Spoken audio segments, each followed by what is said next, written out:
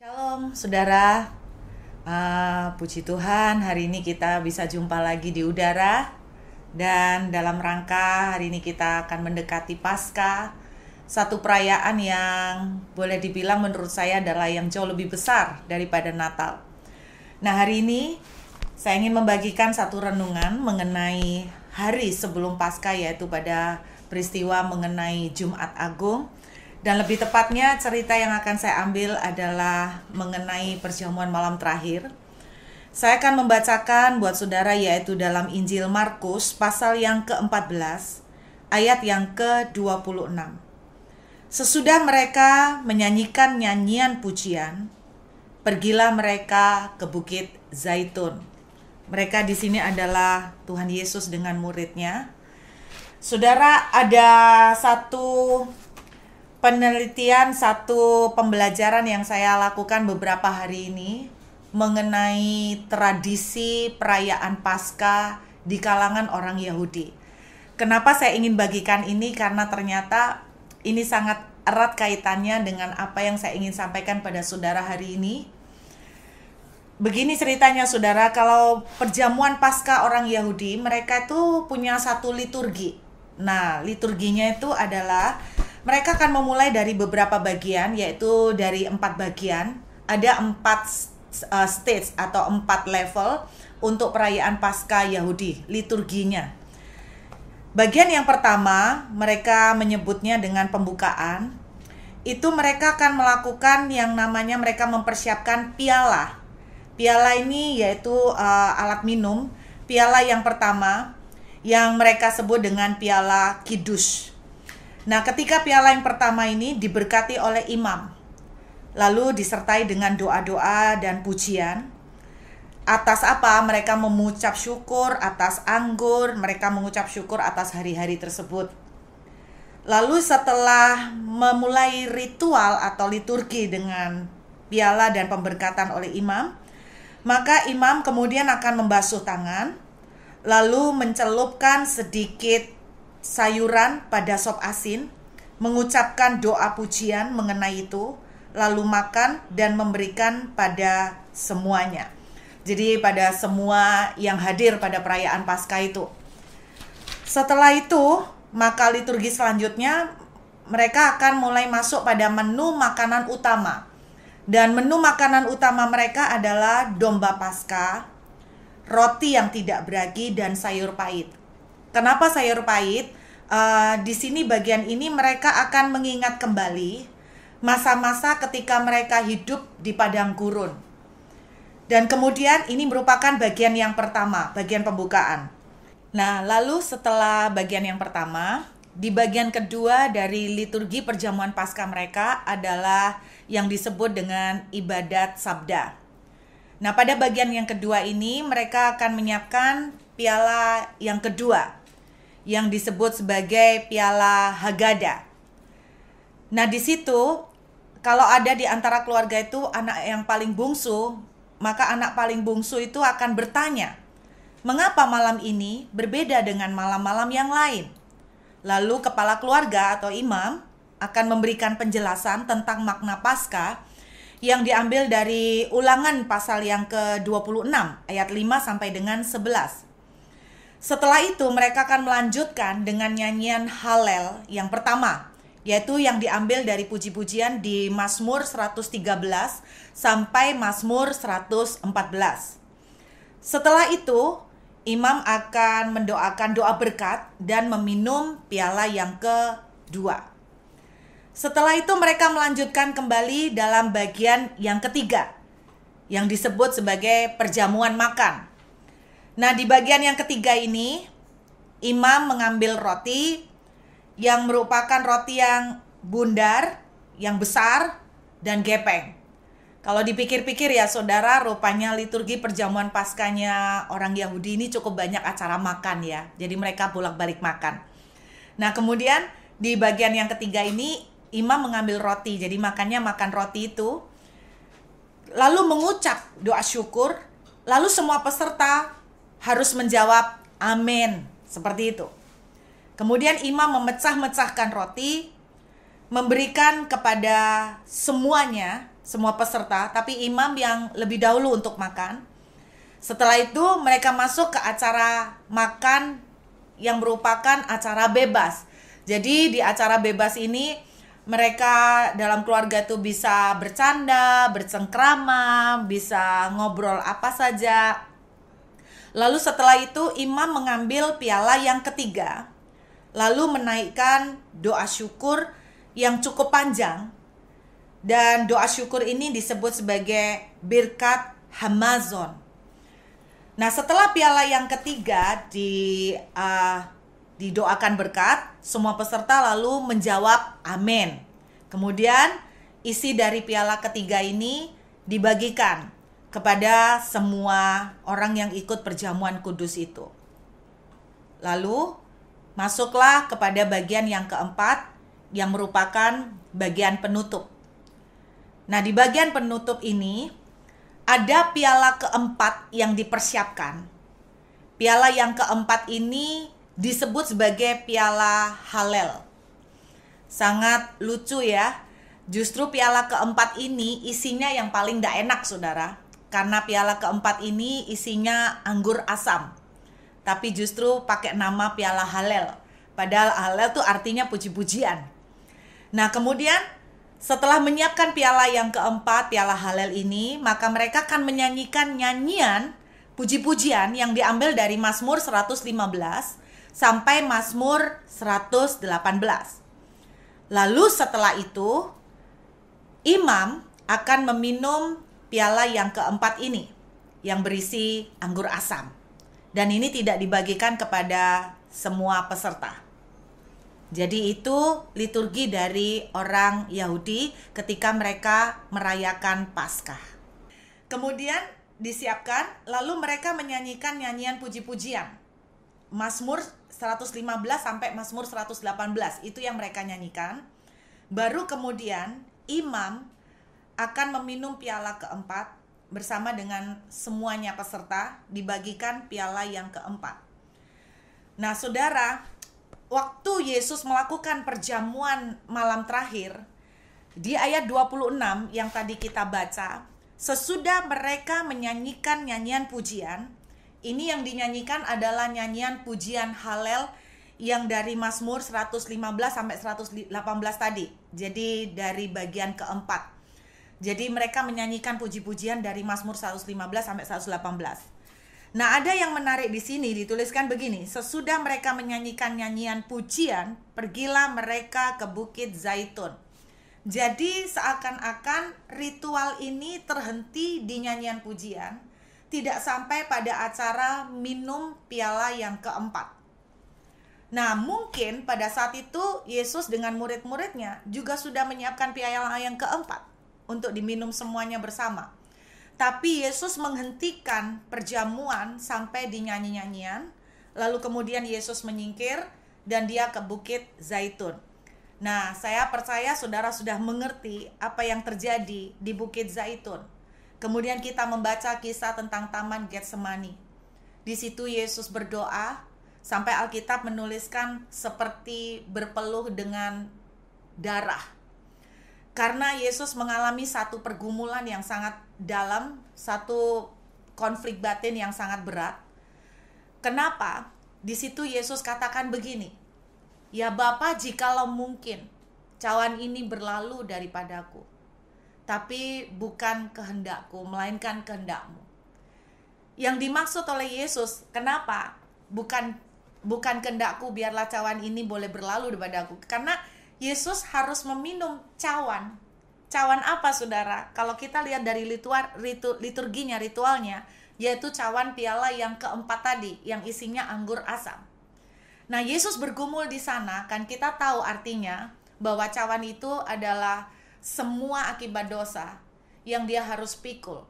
Semua kutuk yang harus dia selesaikan untuk menebus dosa saudara dan saya. Dan Yesus mengalami pergumulan konflik goncangan yang sangat besar pada waktu itu di Taman Getsemani. Yang dipergumulkan Yesus adalah piala keempat ini, cawan yang berisi anggur asam. Dan saudara, saya percaya yang ditakutkan Tuhan itu bukan karena dia takut disalibnya, tapi yang saya percaya Tuhan Yesus pada waktu itu mengalami ketakutan itu karena dia takut ditinggal oleh Bapaknya. Nah, jadi itu yang membuat Yesus sampai bergumul, sampai berkeringat seperti darah. Kemudian dilanjutkan, kita tahu ceritanya, setelah itu Yesus ditangkap, kemudian disiksa, disesah, sampai kepada proses penyaliban. Nah, saya mau ajak saudara lihat lompat di Markus pasal 14, ayat yang ke-36. Katanya, ya Aba, ya Bapa, tidak ada yang mustahil bagimu. Ambillah cawan ini daripadaku, tetapi janganlah apa yang aku kendaki, melainkan apa yang kau kendaki. Ini saudara, cawan keempat. Cawan yang berisi anggur asam. Saudara tahu apa yang terjadi? Akhirnya Yesus meminum cawan itu. Kapan saudara? Di dalam Injil Markus pasal yang ke-15, ayat yang ke-36. Injil Markus pasal 15, ayat yang ke-36. Dituliskan begini ya. Maka datanglah seorang dengan bunga karang, mencelupkannya ke dalam anggur asam, lalu mencucukkannya pada sebatang buluh dan memberi Yesus minum, serta berkata, baiklah, kita tunggu dan melihat apakah Elia datang untuk menurunkan dia. Pada akhirnya Yesus meminum cawan yang berisi anggur asam. Kapan? Ketika dia ada di atas kayu salib, saudara. Dia dicucukkan dengan anggur asam. Saudara tahu apa yang artinya ini? Artinya begini. Ketika Yesus ajak murid-muridnya perjamuan malam terakhir, dia berhenti sampai piala yang keempat. Seharusnya dalam ritual Paskah, piala keempat yang cawan yang isinya anggur asam harus diminum semuanya. Tapi Yesus menghentikan sampai ke sana. Lalu Yesus berdoa, menangis, bergumul, dan Yesus akhirnya yang mengambil cawan berisi anggur asam. Saudara tahu artinya? Yesus mengizinkan bagian yang paling tidak enak, bagian yang paling berat, dia mau ambil, dan saudara, supaya saudara dan saya nggak perlu minum piala anggur asam. Beberapa orang menyebutnya ini sebagai piala murka Allah. Yesus mengambil bagian yang tidak enak, supaya saudara dan saya nggak perlu melewatinya. Hari ini, ketika kita merayakan Paskah, sebenarnya berita Paskah adalah satu berita besar. Berita apa, saudara? Berita betapa cintanya Tuhan buat saudara dan saya. Saya tahu pada kondisi-kondisi seperti ini, sangat mudah buat kita merasakan bahwa Tuhan tidak cinta. Sangat mudah buat kita merasakan bahwa Tuhan tidak sayang sama saya. Dengan banyak pergumulan, baik itu menyangkut berdampak ke pekerjaan, ke penghasilan saudara dan saya. Saudara, sangat gampang orang mulai berpikir bahwa Tuhan tidak cinta dengan kita. Izinkan saya share satu pengalaman.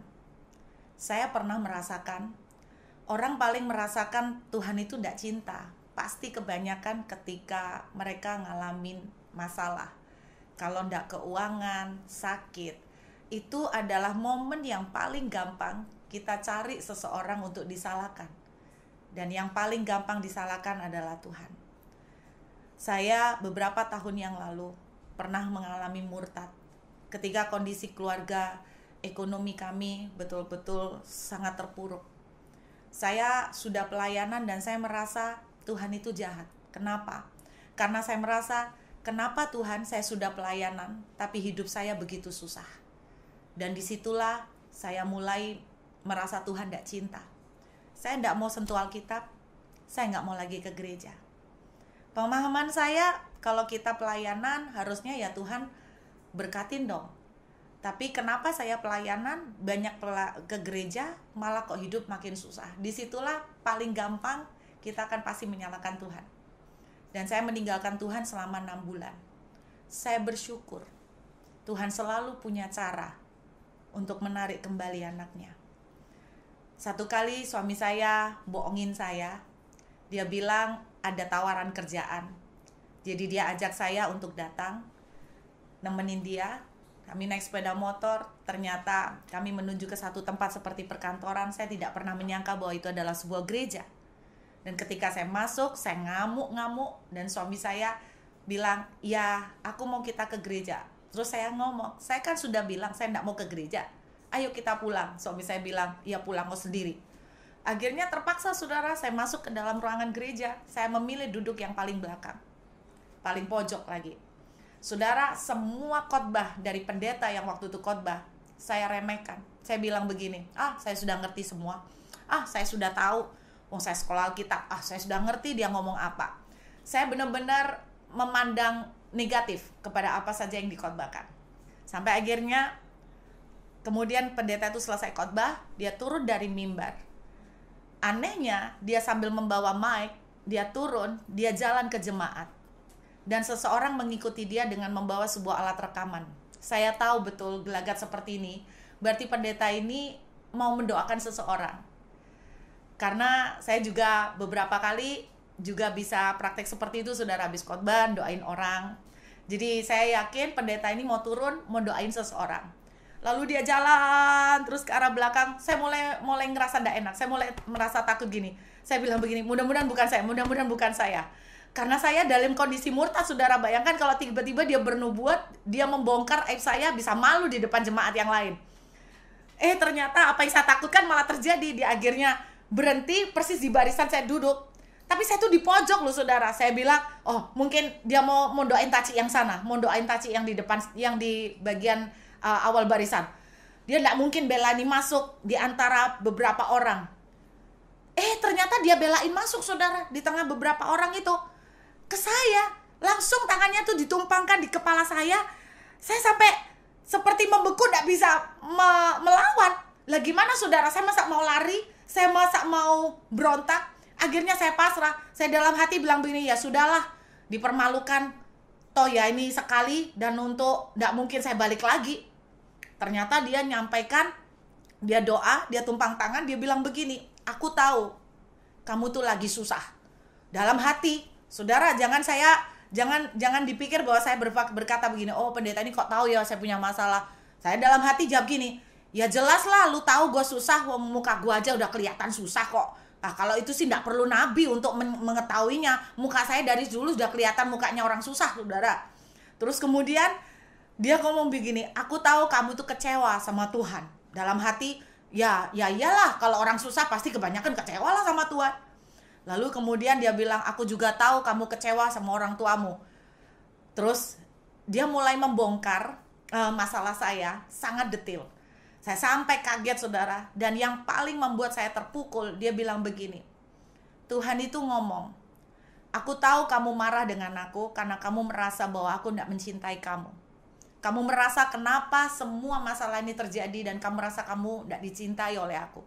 Tapi dengarkan anakku, aku itu mencintai kamu sampai nyawaku pun aku rela untuk berikan.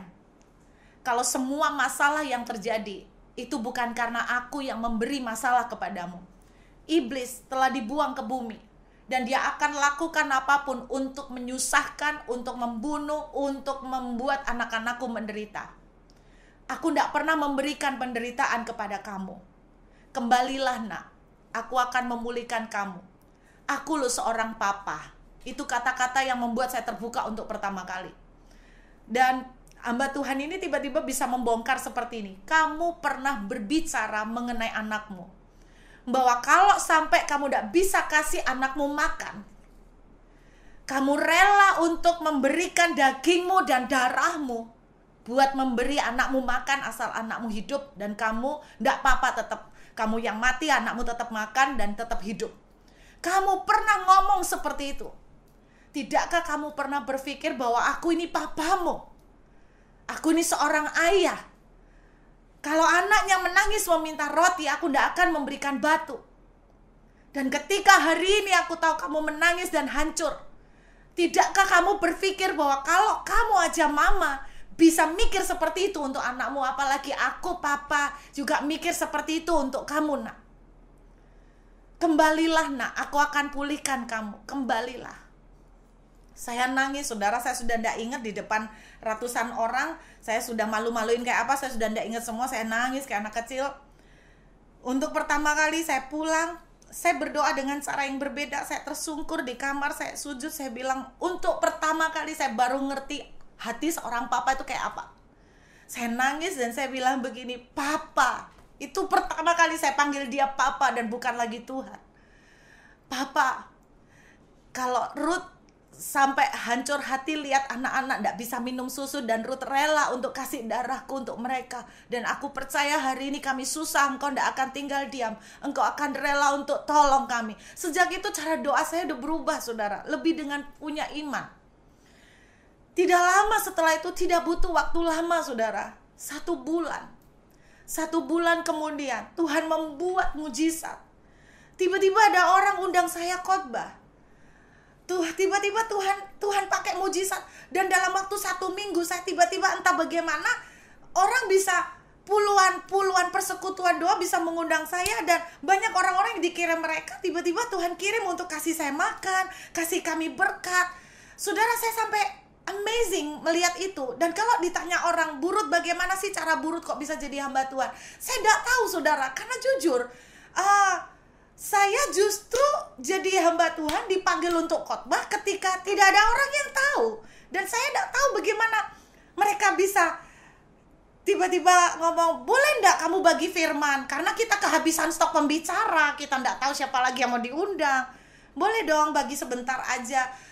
Cuman sesimpel itu, saudara. Tuhan memulihkan keadaan kami dalam waktu 1 bulan kemudian. Tuhan pulihkan, bertubi-tubi Tuhan pulihkan keadaan kami dengan luar biasa.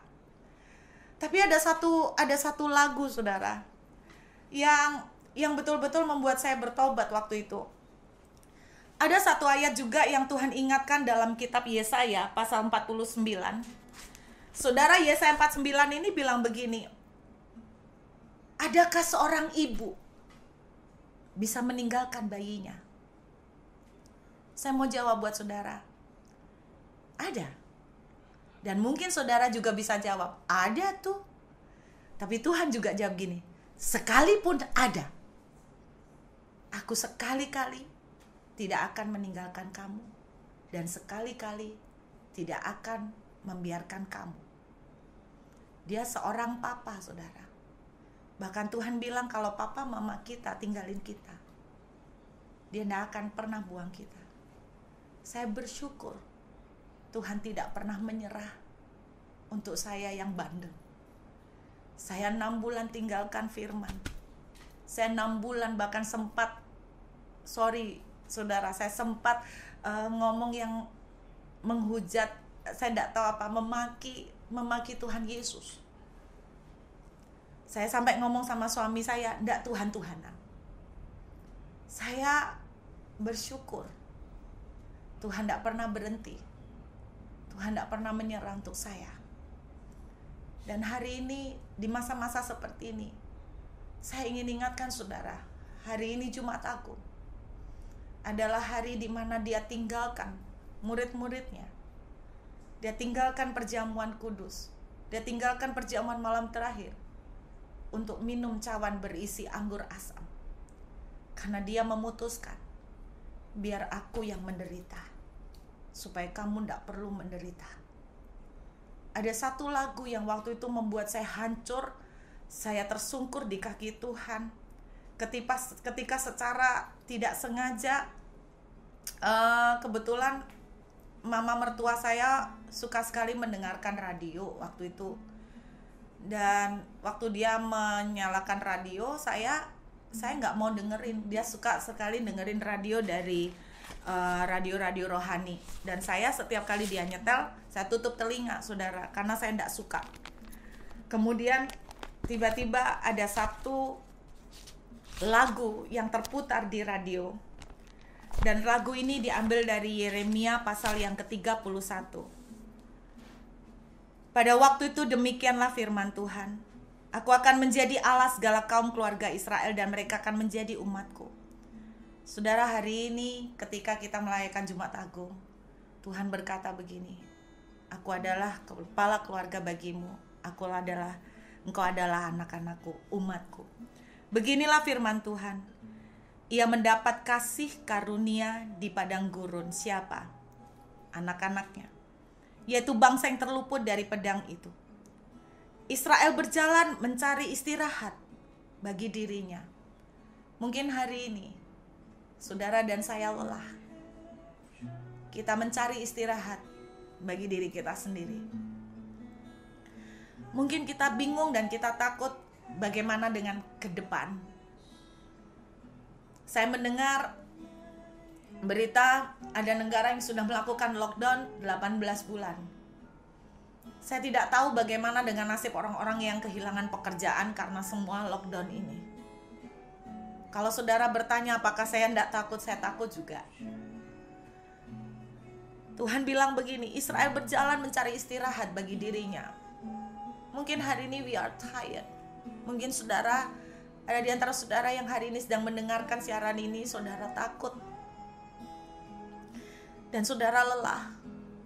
Saudara tidak tahu bagaimana ke depan. Karena ketakutan itu menguras energi saudara. Ayat 3, Tuhan berkata begini, dari jauh Tuhan menampakkan diri kepada saudara dan saya yang lelah, yang mencari pertolongan. Dan Tuhan katakan begini, baru dari jauh saudara, tidak perlu sampai dekat, Tuhan sudah ngomong begini, aku mengasihi engkau dengan kasih yang kekal. Sebab itu aku melanjutkan kasih setiaku kepadamu. I've loved you with an everlasting love. Tidak peduli engkau kayak apa, aku mencintai kamu. Aku mengasihi kamu, bahkan ketika engkau masih berdosa. Engkau masih belum mengenal namaku. Tuhan janji aku akan membangun kau kembali, sehingga engkau akan dibangun. Pada waktu tiba-tiba muncul lagu ini di radio yang diputar oleh mama saya, mama mertua saya hancur hati. Lagu ini berkata, I have loved you with an everlasting love. Tuhan bilang, anakku, I love you. I love you. Dan hari ini berita Jumat Agung, Jesus love you. Tidak peduli apa keadaan yang sedang kau alami hari ini. Saudara, Tuhan tidak pernah kasih kita penderitaan. Iblis dan kadang-kadang kesalahan kita sendiri yang membuat kita hancur dalam berbagai penderitaan. Tapi dia seorang papa. Kalau anaknya menangis meminta roti, dia tidak mungkin kasih batu. Hari ini engkau mungkin menangis meminta roti, Tuhan tidak akan kasih batu. Saudara, Tuhan itu mengambil satu keputusan yang gila. Saudara tahu kenapa dia tinggalkan surga yang penuh dengan kemuliaan? Sudah enak-enak di surga, ngapain harus turun, disalipin lagi? Saudara tahu, kalau orang, kita kan memilih meninggalkan sebuah tempat karena ada tempat lain yang lebih baik. Tapi Tuhan meninggalkan tempat yang luar biasa, tempat yang sangat enak dia tinggalkan. Kenapa? Dia tinggalkan surga jauh-jauh ke sini. Karena saudara dan saya adalah surganya. You are his heaven. Engkau adalah surganya. Jadi hari ini, ketika masa-masa ketika saudara mulai lelah, di hari Jumat Agung ini saya ingin mengingatkan. Saya tahu, karena saya pernah ada di posisi itu. Ketika keadaan sedang gak baik, kita akan mulai merasa Tuhan tidak sayang. Saudara, saya pengen hari ini kuatkan hati saudara. Ingat, kalau kita aja yang penuh kelemahan rela kok tidak makan asal anak-anak kita makan, apalagi Tuhan. Jadi kuatkan hati saudara. Saya tetap percaya pasti ada cara Tuhan untuk tolong saudara dan saya. Pasti kita akan keluar dan melihat kemenangan. Dan di masa-masa ini saya sangat yakin, I will never leave you, kata Tuhan. Sekali-kali aku tidak akan meninggalkan kau dan tidak akan membiarkan kau. Kuatkan hatimu. I have loved you with an everlasting love.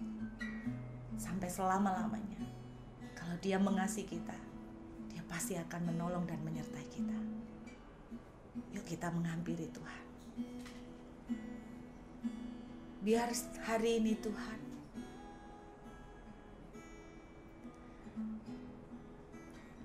kami boleh mengingat kembali bahwa Engkau meninggalkan perjamuan malam terakhir. Dan Engkau tidak mengizinkan untuk murid-murid-Mu yang meminum cawan itu. Tapi Engkau yang ambil sendiri cawan itu bagimu. Engkau mengambil bagian yang tidak enak. Supaya kami semua punya akses untuk melihat kemenangan. Mungkin kami tidak mengerti kenapa semua ini terjadi. Tapi biar hari ini kami diingatkan lagi, Tuhan cinta dengan kami. Tidak mungkin Tuhan tidak akan menyertai kami. Tuhan pasti menyertai kami. Dan Tuhan pasti akan tolong kami dan tuntun kami. Karena firman-Mu berkata, kalau anakmu menangis meminta roti, kau akan kasih. Tuhan tidak mungkin dikasih batu. Kalau anakmu menangis meminta ikan, kau tidak akan kasih ular. Karena itu Tuhan, biar hari ini di saat Jumat Agung kami boleh merenungkan, you live your heaven because you found us your heaven now. Kau meninggalkan surgamu karena Engkau menemukan kami adalah surgamu. Thank you Father. Terima kasih buat cintamu.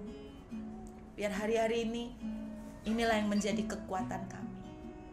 Bahwa sekalipun penyakit, wabah, tidak ada yang bisa memisahkan kami dari kasih Tuhan. Terima kasih Bapa. Kekuatan-Mu mengalir buat semua teman-teman yang sedang mendengarkan ini. Damai sejahtera-Mu, sukacita-Mu boleh tetap menopang kami. Karena kami tahu, kami akan belajar menjalani ini. Dan kami tidak sendirian. Karena kami tahu, you never leave us Lord. You love us with everlasting love. Terima kasih Bapa. Hanya di dalam satu nama kami bersyukur dan berdoa. Haleluya.